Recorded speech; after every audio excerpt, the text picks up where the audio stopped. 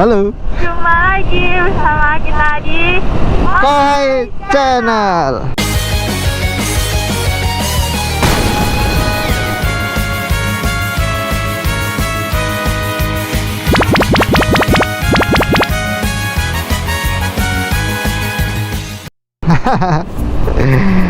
Kali ini kita mau ngapain ya? Aku mau tanya-tanya tentang kamu gimana sih cara belajar bahasa Jepang? Lah buat apa kamu nanya yang? Kenapa? Buat apa kamu nanya, buat apa?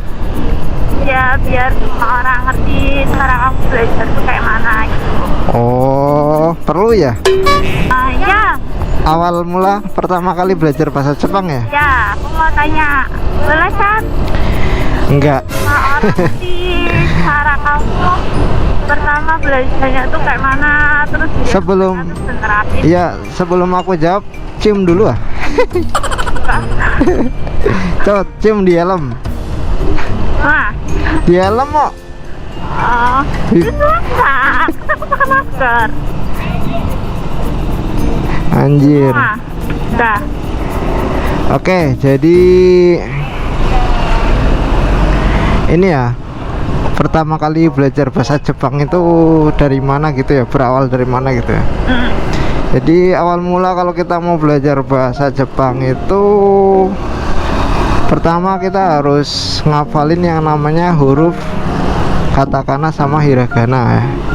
Nah sebelum kita masuk ke atau ngafalin dua huruf itu, kita perlu tahu nih, jadi huruf Jepang itu terbagi menjadi 4: katakana, hiragana, kanji, sama romaji ya. Nagasaki saya. Apa? Nagasaki. Nagasaki gundul bu. Jadi jadi yang mau kita bahas untuk sekarang mungkin ke katakana sama hiragananya aja ya. Soalnya itu yang paling penting lah ya, dasar buat belajar bahasa Jepang ya, dua huruf itu. Jadi kita perlu ngapalin yang namanya huruf katakana sama hiragana. Sebelum kita ngapalin ya, sambil kita ngapalin kosakata loh ya. Cuman awal mulanya yang dasar banget kita memang harus hafal. Mau nggak mau ya kita harus hafal gitu. Nggak bisa kita lompatin itu nggak hafal. Soalnya nanti kalau di bab kita belajar bahasa Jepang itu Misalkan belajar kayak gitu atau juga kita nggak sih? bisa banget lah. Aku aja otodidak ini. Aku itu belajar bahasa Jepang otodidak ya.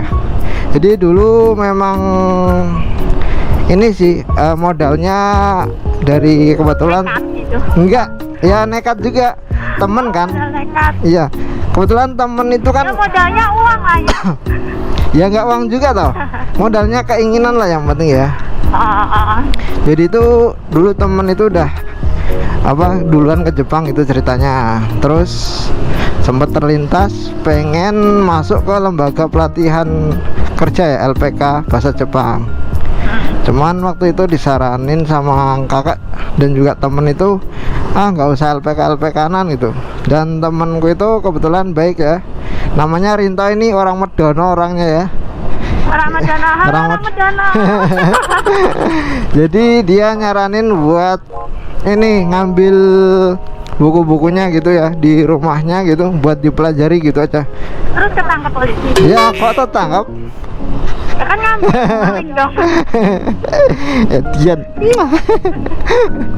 Jadi ya itu dipinjemin buku-buku dari Mas Rinto ya, yang kebetulan udah di Jepang duluan. Dan itu saya pelajari dari huruf katakana sama hiragana itu pokoknya bener-bener hafal ya. Nah itu kalau udah hafal baru kita masuk ke hafalan kotoba atau kosakata. Oh ya, ini sekedar info aja, ini kita posisi di Medono ya yang Medono Pekalongan, dan ini masih macet. Orangnya suruh keluar. Apa? Orangnya suruh keluar. Gak bisa. Hai gitu. Jadi itulah awal mula pelajari huruf katakana hiragana, terus sambil dihafalin juga kosakata ya, kata kotoba bahasanya, kosakata bahasa Jepang.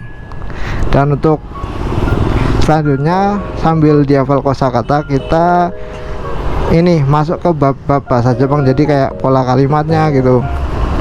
Jadi misalkan bab 1 kayak kita bahas tentang nama saya siapa, terus ini adalah apa gitu kan.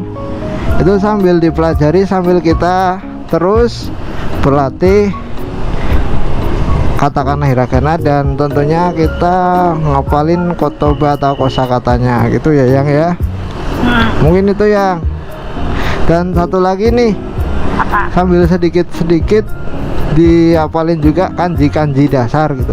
Soalnya buat apa sebenarnya, kalau kanji sendiri kan nggak itu ya, nggak terlalu penting dalam kita ngomong ya, karena kan kita ngomongnya kan dalam bahasa Jepang otomatis kosakata.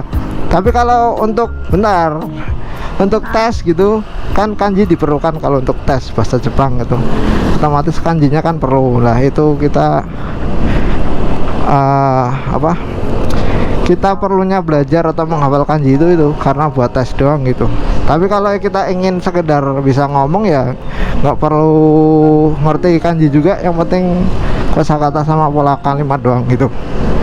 Mungkin itu aja kalau yang untuk pengen belajar bahasa Jepang. Jadi nggak melulu kita harus ngerti detail pola kalimatnya, yang penting bisa ngomong dan berani ngomong gitu aja sih kalau belajar bahasa asing kan. Oke, mungkin sampai di sini dulu ya. Jadi cara awal belajar bahasa Jepang itu kayak gitu. Mungkin nanti kalau ada pertanyaan bisa langsung ditanyakan di komen. Bisa komen di bawah ini. Atau apa ya, atau nanti ya kita aja deh kabarin Kohai Channel gitu ya. Oke, Ya. untuk apa untuk penutupan kami ucapkan terima kasih, mohon maaf lahir dan batin. Assalamualaikum warahmatullahi wabarakatuh.